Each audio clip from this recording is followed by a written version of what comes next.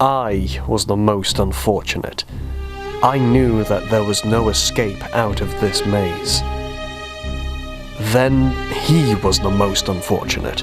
He didn't know there was no exit out of this maze. But all the rest weren't so unfortunate. They didn't know they were in a maze in the first place.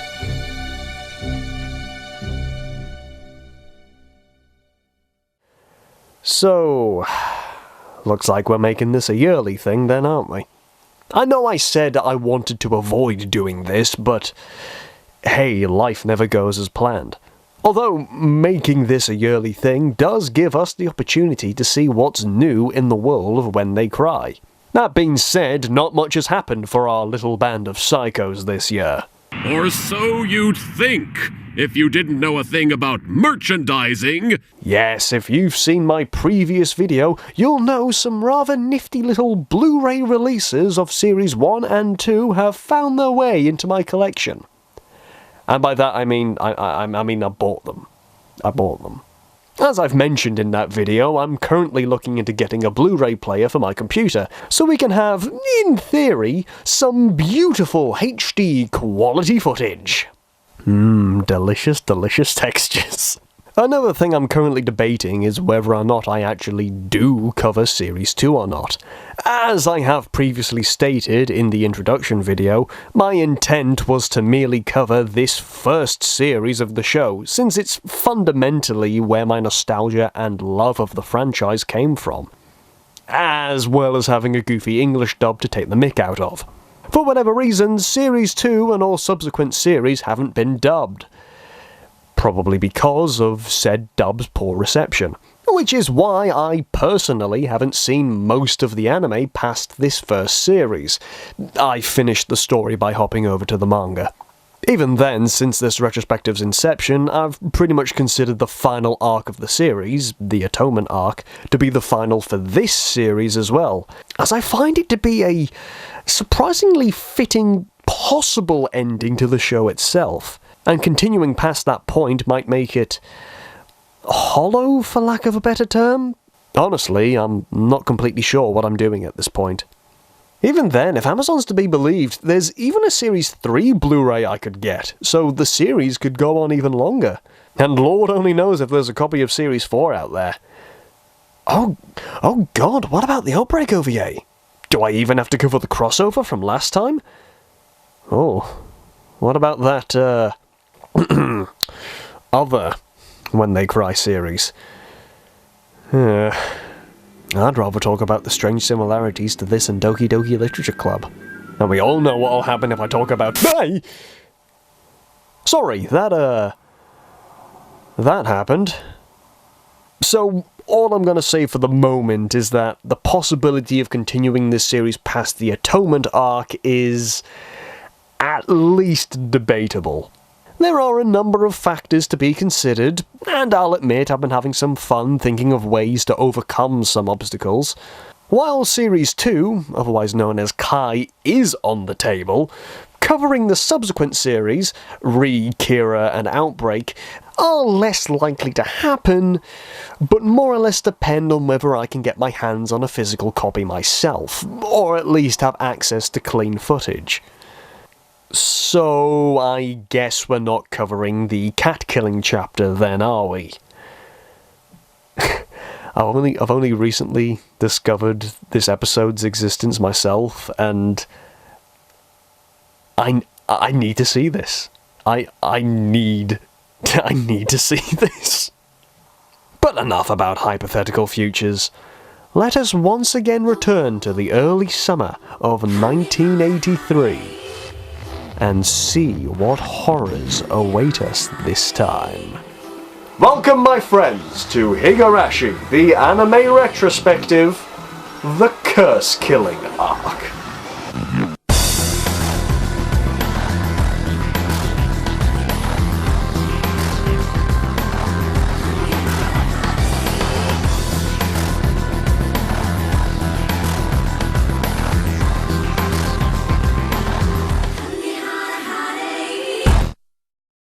Ever since I started doing this retrospective, I've actually stopped watching the series on an annual basis. Before, June would roll around and I would re-watch the whole series, one arc per night, leading up to and past the date of the cotton drifting, the third Sunday of the month for anyone interested. It was just a nice little thing I did for myself since, well, I have a habit of trying to watch my favourite movies or TV shows around certain dates that concur with the properties in question. Like watching Star Trek First Contact on April 5th, the date of First Contact within the Star Trek universe. Sweet Jesus! Or watching the disappearance of Haruhi Suzumiya on the 16th of December, since that's when the events of that film really start kicking off. However, since starting this series, I've stopped doing that with Higurashi since, when it comes to revisiting the different arcs, I want a fresh, new perspective on these stories.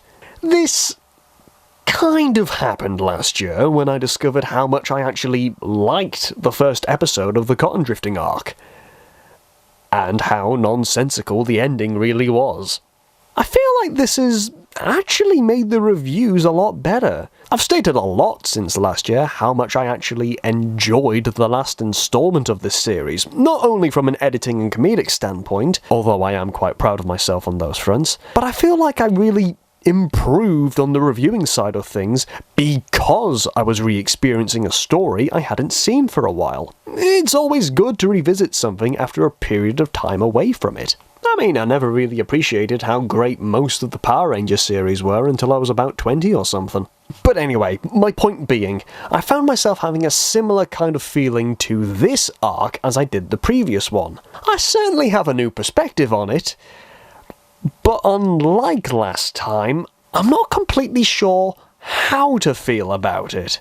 Hell, I can't even begin to tell you how many times I've rewritten this opening segment because of how, well, mixed I feel about this. But I think I've rambled on long enough already. Let's get on with the story, shall we? Get on with it. Yes, get on with it! As I'm sure you've gathered now, our stories tend to begin with some rather gruesome preview. Oh, what was that? What was that? As I'm sure you've gathered now, our stories tend to begin with some rather gruesome preview of the events to unfold. Well, today's story is no different, as we begin our tale in the presence of crusty old dinner ladies. Get your slop out of here, I've brought my own lunch. I actually feel a little bit sick just from doing that, oh my god. I realise I get motion sickness, but bloody hell. Oh. One of the dinner ladies is poking a bag in what I'm assuming is some kind of open sewer, saying it smells awful. Which, again, assuming it is an open sewer, what was she expecting? She's able to rip it open, exposing flies and maggots. The other lady notices another open bag, which contains a mutilated human body, their intestines spilled out, and several nails driven through their hands. And you're alright with this? Yeah, why? It's just, last time you had that girl stabbing herself in the head and you kinda...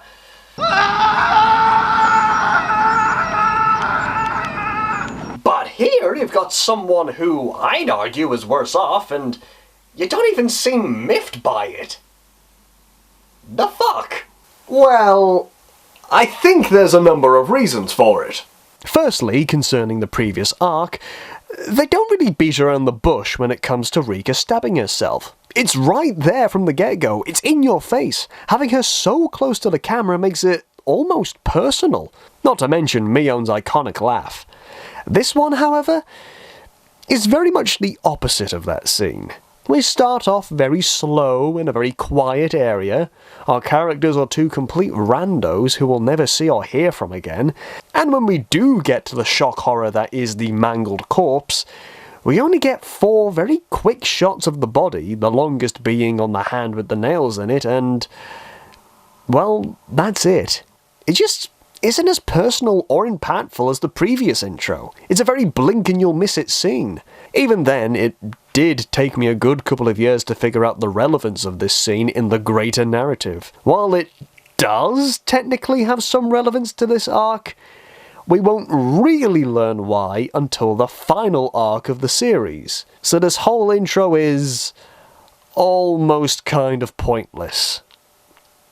I mean, I realise the same could be said for the other intro, but the other intro's good, so I give it the benefit of the doubt. Anyway, I'm spending far too long on the pre-title sequence. Let's get on with the story. I'm still here, you know. Yes. Yes, you are.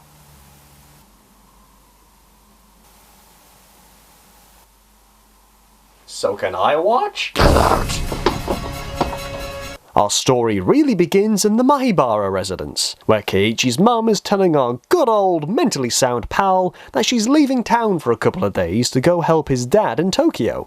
She's worried about leaving Keiichi alone for a couple of days, but he isn't too fussed. Until he realises that he's going to have to feed himself. Wow, looks like that joke I made last time is truer than I thought.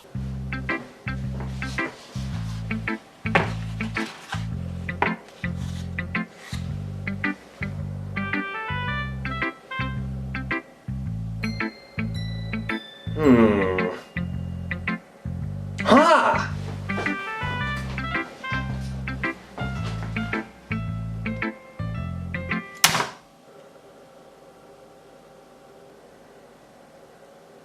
Well, you know what they say.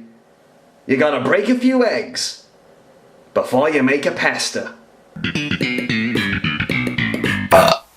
Nevertheless, Keiichi does give it the old college try. And does about as well as a college student would too. Whoa! That's right, just like the master chefs do it. Oh come on, you are not a master chef. You're not even swearing half as much. Fuck off, you Yankee Danky Doodle shite. A black jacket? You need a straight jacket. You call this fine dining? I call this a fine fucking mess. I'll tell you what, this is the kind of stuff I would expect to see Tiger Woods tee off with. Listen, listen, listen, listen. Fuck off, fuck off, fuck off, fuck off. Get out! Before Keiichi literally burns the house down, Satoko and Rika appear and turn the cooker off. Something Keiichi didn't even consider doing. Going off the joke I made earlier, I feel I can quite safely say that Keiichi is in fact an idiot sandwich. But hey, it's a good thing Rika and Satoko were here, otherwise we'd have a really short episode. Wait a minute, how exactly did they get in? Did Keiichi leave the back door open again? For fuck's sake, man!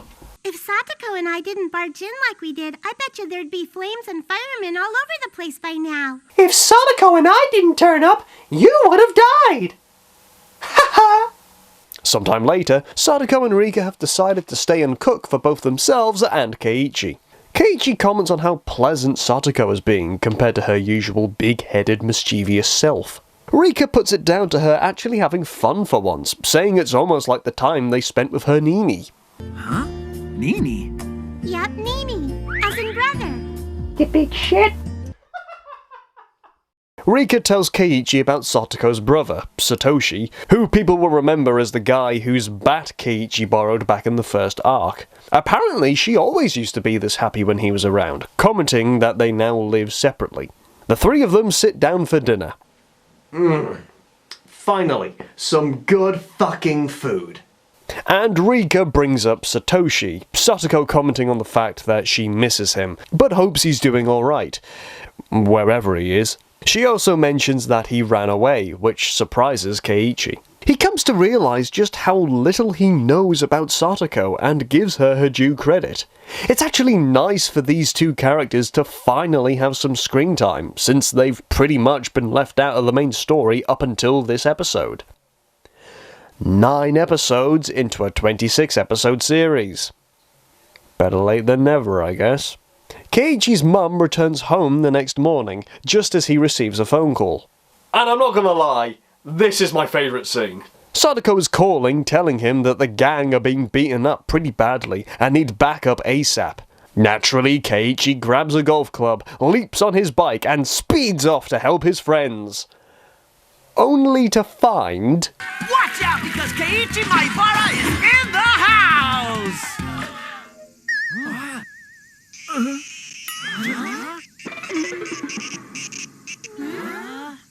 can't even explain why I find this so funny. Maybe it's Keiichi's reaction, maybe it's everyone else's, I don't know, I just love it. What are you doing with a golf club at a baseball game? Because I'm Iron Man?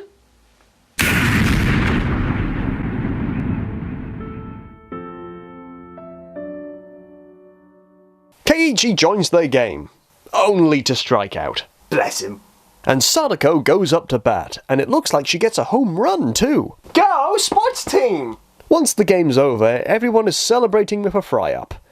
Bar Keiichi, who's just sitting off to the side. Like a loser. Le who? The her. He's soon joined by the team's coach, Irei, who's also a doctor at the local clinic. Eagle-eyed viewers will remember that back during the climax of the first arc, the girls said they had called the coach to come and have a look at Keiichi. Did you call the coach, Rinna? Mm-hmm. Right after I called you. What are you talking about? You don't know who the coach is? You've really been getting into baseball lately, am I right? Well, I guarantee you when the coach hears that, he's going to be totally stoked. I can confirm this is indeed the guy they were talking about. We even get a brief shot of him in the episode, though we're only introduced to him now. Very randomly, they start talking about Satoko, the coach particularly noting that her smile seems to wash away all the bad stuff in the world. Well, that's odd phrasing. So, Coach, do you have a crush on Satoko or something? I do. I like her very much.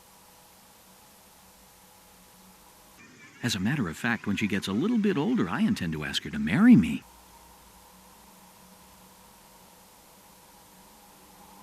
Okay. Let's, look at this rationally. Now we are dealing with another culture here. Japan is kind of famous for its young marriages, the minimum age being 16! Oh god. Okay, maybe it's not as weird as it seems. Maybe Satoko is older than she looks, and maybe Irei got his doctorate at a young age. How old are they anyway? Let's have a look. So, okay, let's see. Satoko's 11. I actually kind of guessed she was that old. And Irei is only slightly older than me.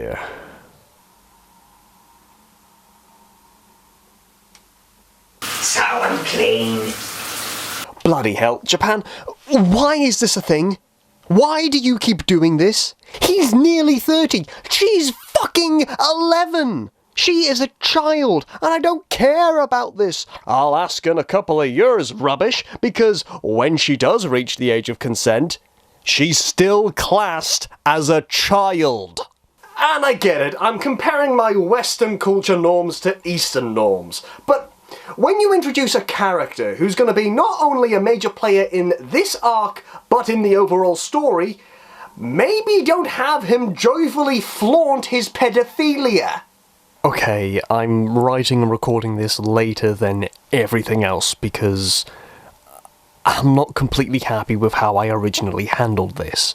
Don't get me wrong, it's still frickin' creepy that he's interested in this 11-year-old child. That will always be a major problem with him. But, and I will freely admit this, I'm not great with researching stuff. But here I am, this is me just spilling some thoughts and facts I've found.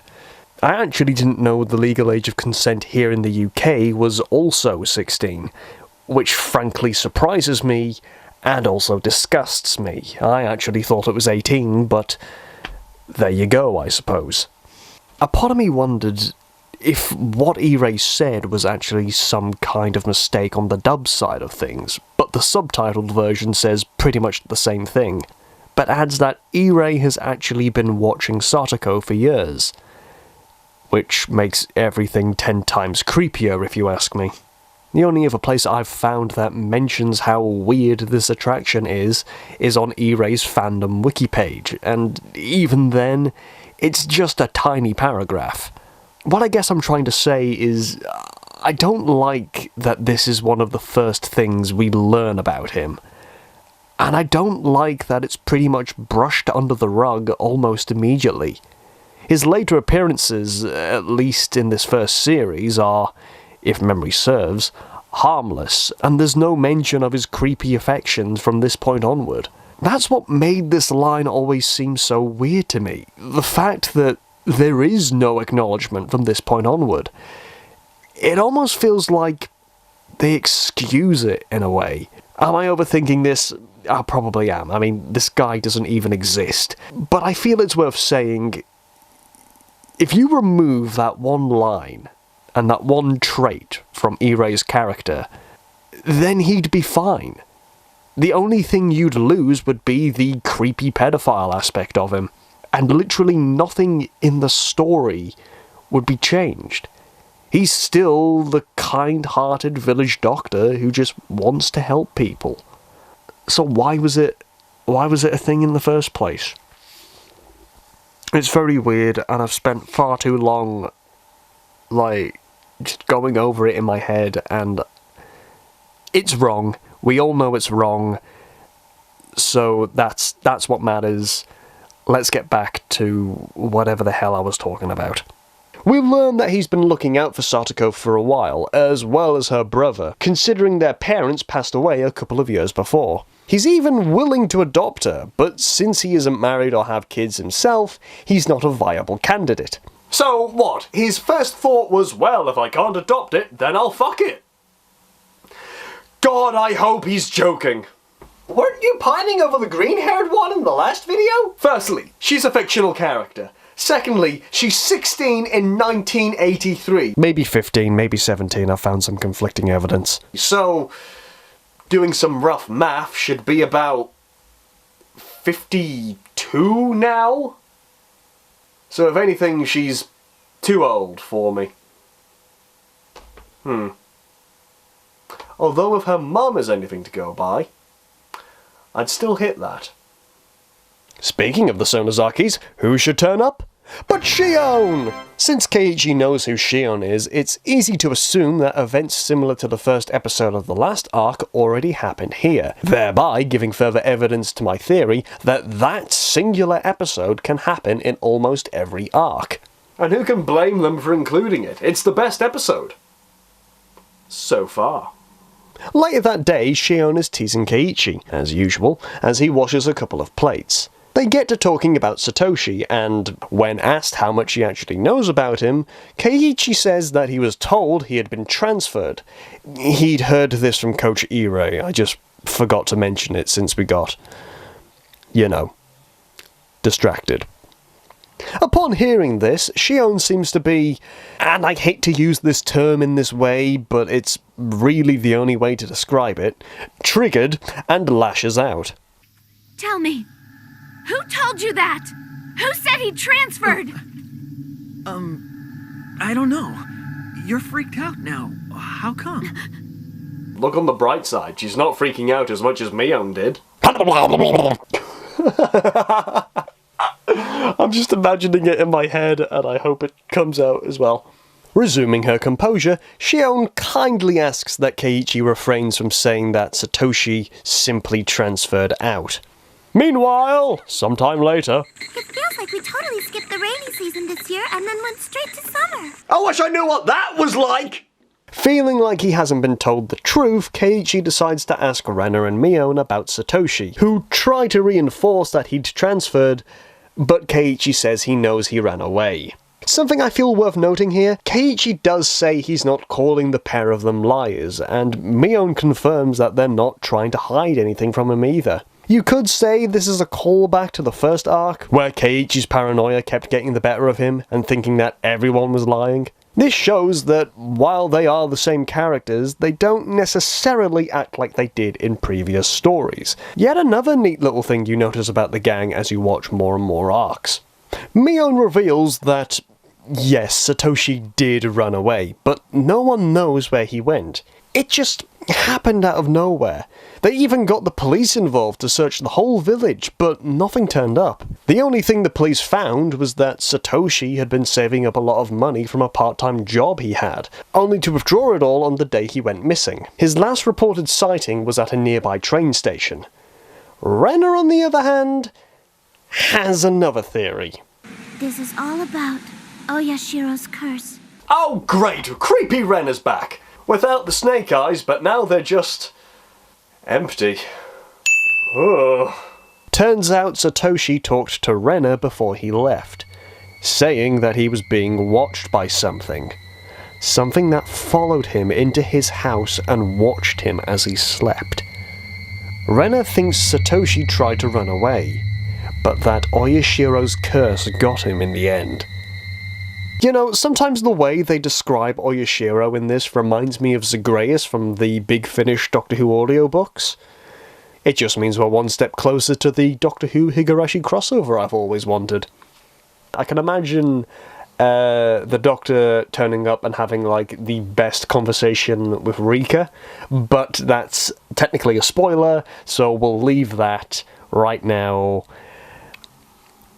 and keep going. Sadly, we get another awkwardly animated and voiced scene, as Rena says that Oyashiro doesn't like it when people leave the village, and that's why he cursed Satoshi. It's not as bad as Mion shaking the ladder like last time, and again, trying to match the lip flaps with the voiceover can be very difficult and time-consuming, but it's still just awkward enough to notice. However, I find the rest of this sequence's animation to be fine. Not wanting to be beaten for the most over-the-top scene, Mion slaps Rena out of her manic raving. Oi! Just because you're the hot one doesn't mean you can pick on Best Girl. You're doing it again! You're still here, General! Hey, Keiichi. Didn't I say earlier I had some manga I would loan ya? I love mangoes! Rena, seemingly back to normal, takes her leave. Relax. Don't stress about all that. No, I'm not stressed. I mean, I've crapped my pants, but that happens a lot. Mion asks if Keiichi knows what Oyashiro's curse is, and mercifully, he's at least aware of it this time. Thank God. Satoko and Satoshi's parents supported the dam project that threatened to destroy the village. While they weren't the only residents of Hinamizawa that supported the project, they were certainly the most vocal. Word got out that the government had put aside a mountain of cash to buy out the remaining villagers, which quickly started to sway more people in favour of the dam's construction. It just so happened that when the pair fell from the viewing platform, it was on the day of the cotton drifting, leading people to believe that it was divine intervention from Oyashiro himself. As for Satoshi, he disappeared 5 days after last year's cotton drifting festival. Satoko, being the only one left with all these stories and rumours of her family, has taken a toll on her, and being reminded of them isn't helpful, so the gang try and avoid the subject when they can. This is actually backed up by a scene from the first arc, where, when Keiichi acquires Satoshi's bat, Satoko is visibly upset. Even then, if they purposefully tried to avoid talking about Satoshi, why did Satoko mention him during the beginning of this episode? Maybe she's fine with the odd mention, or if she purposefully brings it up herself? Maybe it was a mistranslation on the dub's part, I'm not too sure at this point. Why don't you just turn on the subtitles for the Japanese version? Not now, General. How did you get in my recording booth? Recording booth? You're recording under your bed sheet. Your point? What? As Keiichi goes to leave, Mion warns not to bring this up with either Satoko or Rena. As we've seen, Rena takes the whole curse thing very seriously, even believing that she herself had been cursed when her family left the village.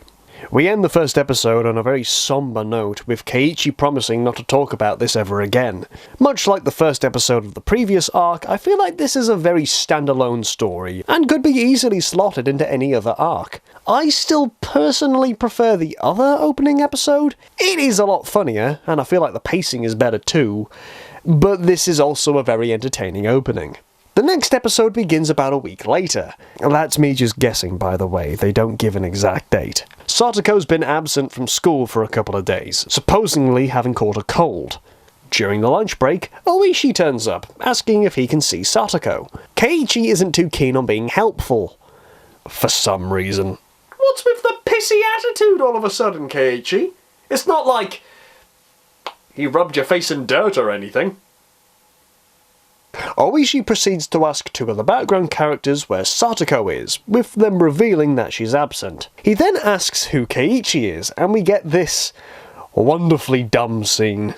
That's Keiichi Maibara. Oh, very interesting. So you're part of the Maibara family, huh? What a brilliant piece of deductive work there. Hey, Renner! I think I found the Watson to your Sherlock. Yay! Keiichi continues to be standoffish towards Oishi, who proceeds to crush his shoulder. At that moment, Irei turns up. Apparently, Oishi's also been trying to catch Irei, but he's always been too busy to talk to him. Instead of, I don't know, taking this opportunity to talk to him, Oishi promptly buggers off as Irei takes a look at Keiichi's shoulder. The coach explains that, after their parents died, Satoko and Satoshi were taken in by their aunt and uncle, who supposedly abused them both.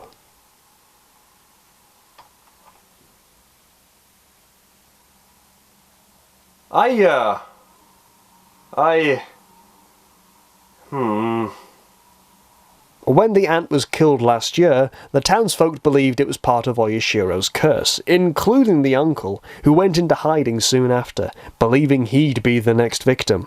With the uncle gone, Satoko moved in with Rika, since her parents were also curse victims the year before, which is how they learned to look after themselves.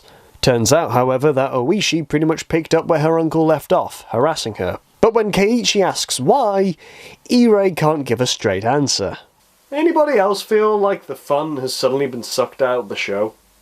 I mean, I get we've had some rather gruesome moments already in this series. Not that I'm calling psychotic murdering teenagers fun, but there was always this, I don't know, energy that kept the show going. I'm not quite sure how to describe it. All I do know is, well, that I'm in no way qualified for what's about to unfold. Keiichi hears a rumour that Satoko's uncle has come back, and that might have something to do with her being absent. This prompts Keiichi to head to Satoko's uncle's house after school. He arrives at the same time as Irei, who happened to run into Satoko as she was collecting groceries. Oh, Satoko. It's here that we're finally introduced to Satoko's uncle, Teppei Hojo. And within seconds, he lives up to all of the rep people have given him. Hey, Satoko! Do you know that you left the kettle on when you left? Worthless brat. I'm sorry, but you told me it was really important that Moron! Hey, Teppei. What is it, Tsubaki? You get another leasy again? Keiichi isn't too impressed with Teppei's treatment of Satoko, especially when he sees the bruises. Oh god. I'll kill him! Whoa, hostile! Gee, I really don't feel like making jokes right now. Satoko thanks Keiichi for caring, saying he reminds her of her brother. Keiichi, ever the genius, says this. And I promise you, I'm never gonna run away. I shouldn't have said that. I should not have said that. Keiichi chats with Irei for a bit, wondering that if Satoshi really did care for Satoko, why didn't he take her with him? Irei believes that Satoko's gotten it into her head that she was a burden on her brother, and that's why he left. He says that he's looked up the Child Welfare Act, and that in order to have a child removed from a parent or guardian, you need to prove that child's life is in danger. However, Satoko doesn't want Irei to do that. She believes that she has to put up with all of her uncle's abuse in order to prove how strong she's become. Only then will Satoshi come back. Until then, she won't admit that she's being abused. Remember what I said about the fun being sucked out? Domestic abuse is a very serious matter, one that even I don't dare make a joke about. While previous and future stories deal with more gruesome methods of storytelling, I feel like this one is the most horrific out of all of them. Sure, we've had psycho, snake-eyed teenagers, a hidden torture chamber, the main cast dying multiple times in all kinds of bloody ways.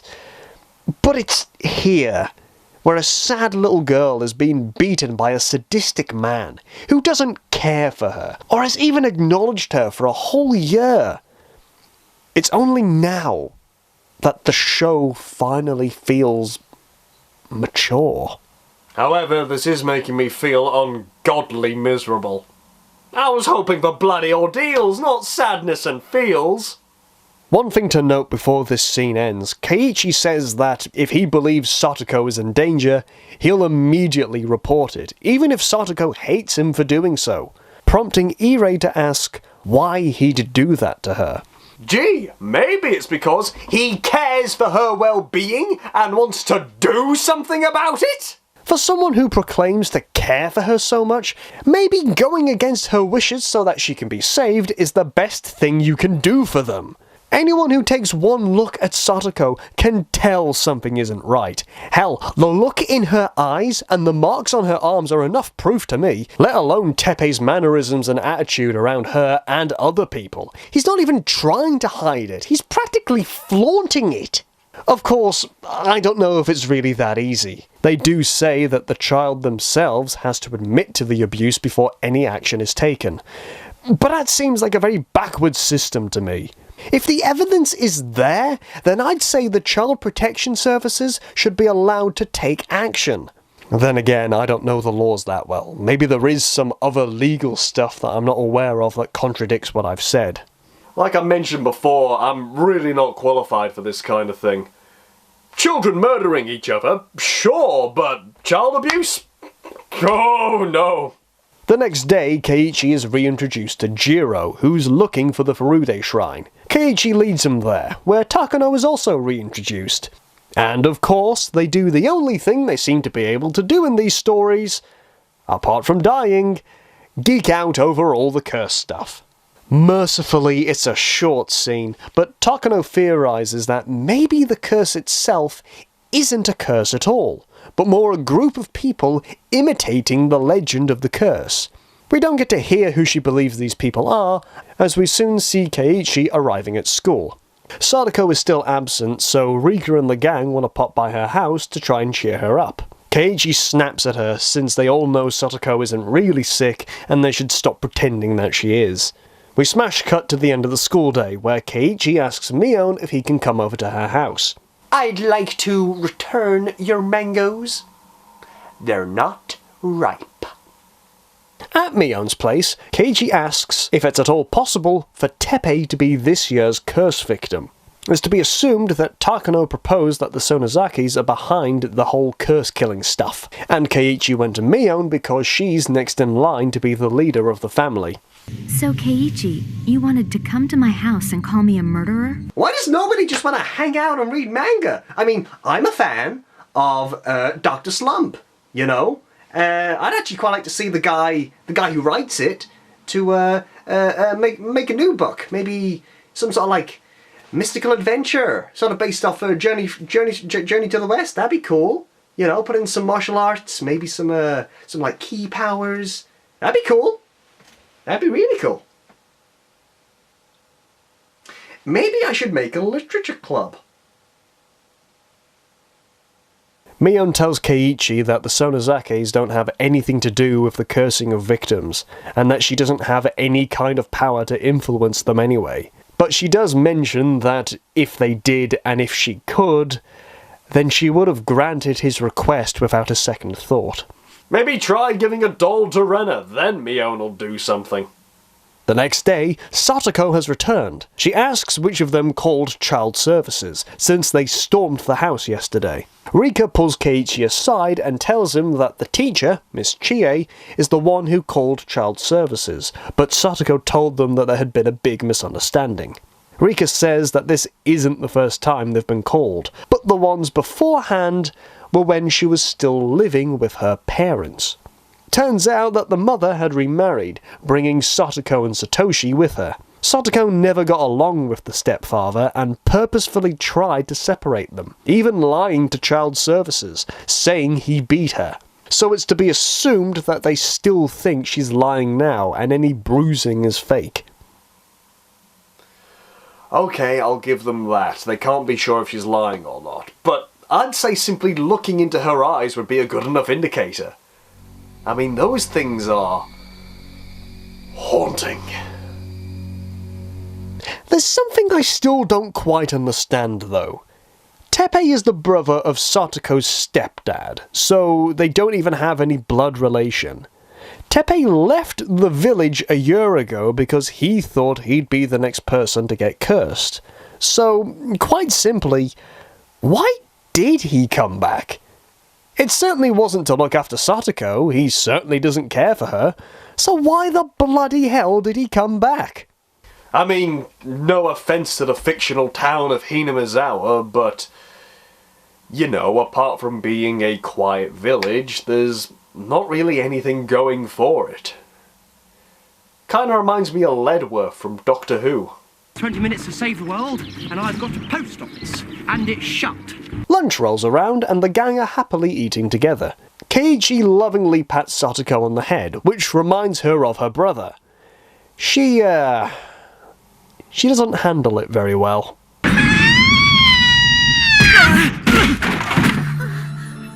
Jesus Christ! Satoko staggers back and vomits. As Keiichi tries to help her, she bats him across the room again. Oh my god, is Satoko secretly a Super Saiyan? Sometime later, the teacher tells Keiichi that Satoko is sleeping after having her panic attack. As he leaves, Keiichi decides that if the adults don't have the capacity to do anything about Satoko, then he'll have to take action himself. He decides to kill Teppei Hojo.